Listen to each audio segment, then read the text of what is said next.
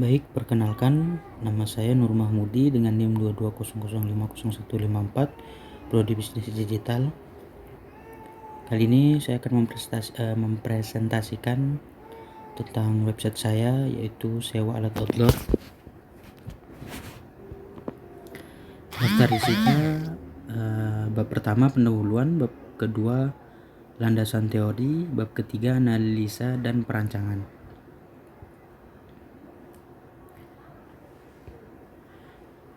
Masuk ke bab 1, yaitu pendahuluan. Yang pertama, latar belakang. Di era digital yang berkembang pesat saat ini, teknologi telah menjadi bagian integral dari kehidupan sehari-hari kita. Teknologi telah mengubah cara kita bekerja, berkomunikasi, berbelanja, dan bahkan berlibur.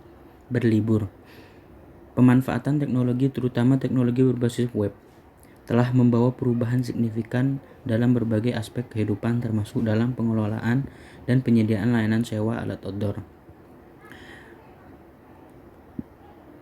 Konsep yang diusulkan terkait tema tugas sewa alat outdoor adalah menciptakan sebuah platform berbasis web yang menyediakan layanan penyewaan alat outdoor secara praktis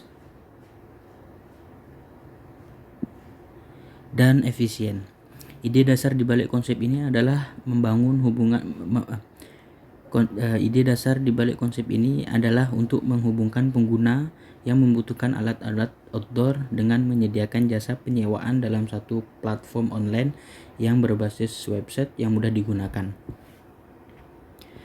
Next, jadi maksud dan tujuan aplikasi ini dibuat. Aplikasi ini bertujuan untuk menyediakan platform yang mudah digunakan bagi pengguna yang ingin menyewa alat-alat outdoor seperti tenda, peralatan hiking, atau peralatan camping. Aplikasi ini memungkinkan pengguna untuk mencari, memilih, dan menyewa alat tersebut secara praktis dan efisien melalui internet dan website. Tujuan utama aplikasi ini adalah untuk memfasilitasi kegiatan luar ruangan dengan menyediakan akses mudah dan cepat ke alat-alat yang dibutuhkan oleh pengguna. Next, metodologi penulisan, saya bacakan tahap-tahapnya saja. Aplikasi sewa alat outdoor berbasis website dengan struktur yang terorganisir ini kami menggunakan metodologi waterfall. Yang pertama, tahap analisis kebutuhan. Yang kedua, tahap perancangan atau desain. Yang ketiga, tahap pengembangan. Yang keempat, tahap pengujian. Yang kelima, tahap implementasi. Dan yang terakhir, tahap pemeliharaan. Lanjut ke bab kedua, yaitu landasan teori. Landasan teori yang kita gunakan, yang pertama teori e-commerce, perdagangan elektronik, yang mana teman-teman sudah mengetahuinya. Kemudian yang kedua, user experience atau UX.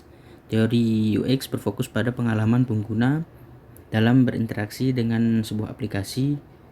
Ini mencakup aspek desain antarmuka pengguna atau UI, user interface, yang mempengaruhi kenyamanan, kegunaan, dan kesenangan pengguna dalam menggunakan aplikasi.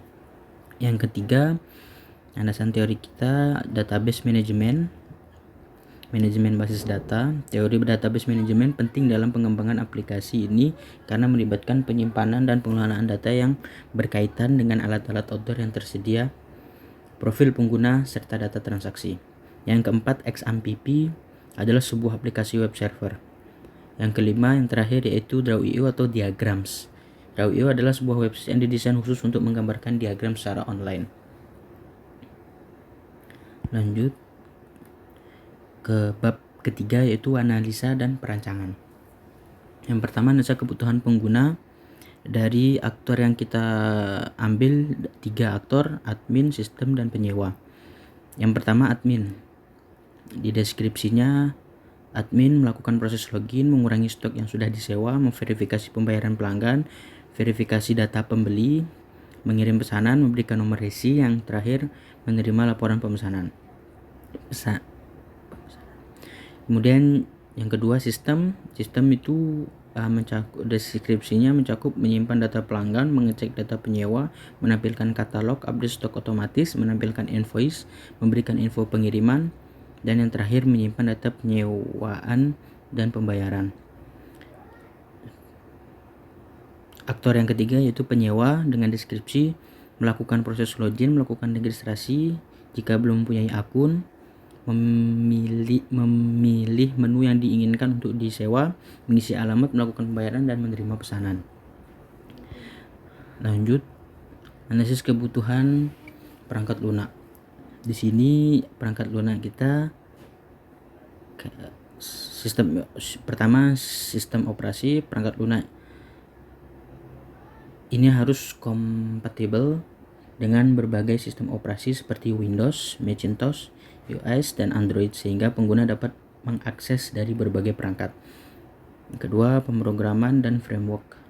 Yang ketiga, manajemen basis data antarmuka. Yang keempat, antarmuka pengguna.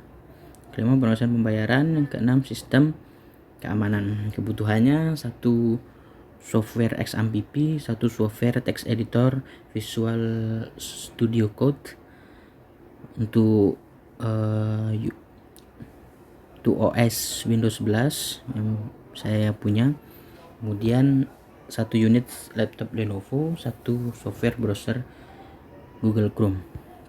Lanjut, analisis kebutuhan sistem. Analisis kebutuhan sistem mencakup fitur-fitur yang ada di dalam website saya. Yang pertama, fitur login, kemudian yang kedua fitur registrasi, yang ketiga fitur homepage, yang keempat fitur menu, yang kelima fitur rating, yang keenam fitur nomor WhatsApp admin atau bisa disebut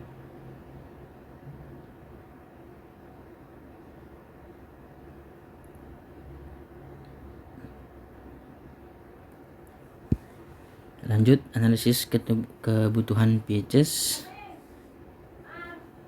Saya bacakan bagian-bagiannya aja. Yang pertama, performance, kinerja. Yang kedua, information. Yang ketiga, ekonomi. Yang keempat, kontrol atau kendali. Yang kelima, efisien. Yang keenam, service. Yang ketujuh, security, keamanan. Untuk detailnya bisa dibaca di makalah saya. Untuk flowchart,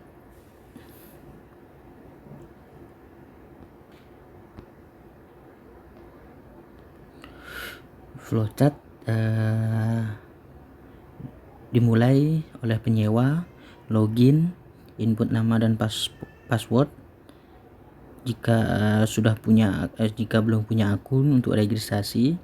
Jika sudah, login, menyimpan data pelanggan, memilih menu alat yang akan disewakan, kemudian masuk ke sistem, menampilkan katalog, kemudian si admin mengurangi stok yang sudah disewakan stok, lalu ke penyewa lagi, memilih produk dan mengisi alamat, kemudian verifikasi pesanan. Di sana jika barang kosong dia akan kembali ke katalog, jika barang ready dia akan langsung melanjutkan ke fitur si penyewa untuk melakukan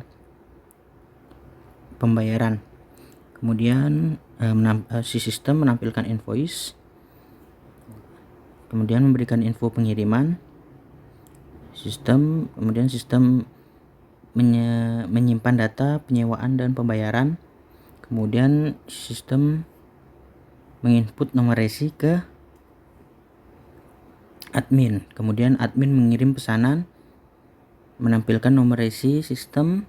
Kemudian setelah menampilkan nomor resi, barang diterima oleh pemesan. Kemudian pemesan melapor ke admin dan admin selesai. Mungkin itu flowchart. Lanjut ke DFD level 1. DFD level 1, penyewa memberikan nama, username, password, alamat, pemesanan, pembayaran. Kemudian sistem website sewa alat-outdoor memberikan akun, informasi barang, informasi harga, memberikan resi. Kemudian sistem memberikan akun, pesanan, dan pembayaran. Kemudian admin memberikan ke sistem katalog produk, resi pemesanan, update stok, dan verifikasi pembayaran. Itu DFD level 0. Kemudian masuk ke DFD level 1. Di level 1 proses yang pertama yaitu proses registrasi penyewa. Di situ menerima data, si penerima menerima data, kemudian proses login di sana penyewa verifikasi data untuk sistem, kemudian si admin memverif data ke sistem, ke proses login, kemudian proses penyewaan bisa dilihat sendiri, kemudian proses pembayaran, dan yang terakhir proses pengiriman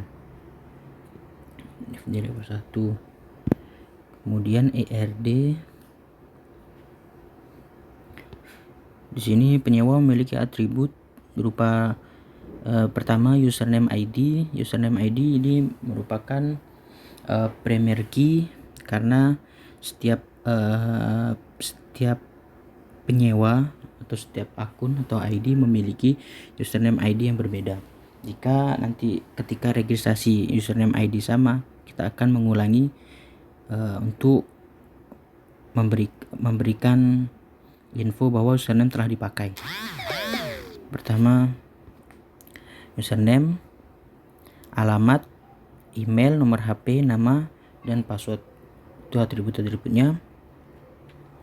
Kemudian penyewa melakukan penyewaan many to many, yang mana foreign key yang pertama yaitu username atau ID dan dengan atribut alamat, tanggal sewa, nomor resi, kode pos, estimasi, total sewa. Kemudian penyewa, pembayaran memiliki atribut username, nama, tanggal, jumlah, dan bukti. Produk memiliki atribut jenis produk, nama produk, harga produk, foto produk, dan stok produk. Admin memiliki atribut nama dan password. Foto produk memiliki atribut nama foto produk. Kategori memiliki atribut nama kategori dan deskripsi kategori. Itu ERD-nya. Dan yang terakhir yaitu mapping dari ERD di atas. Penyewa dengan garis bawah username atau ID, ada nama, password, alamat, email, nomor HP.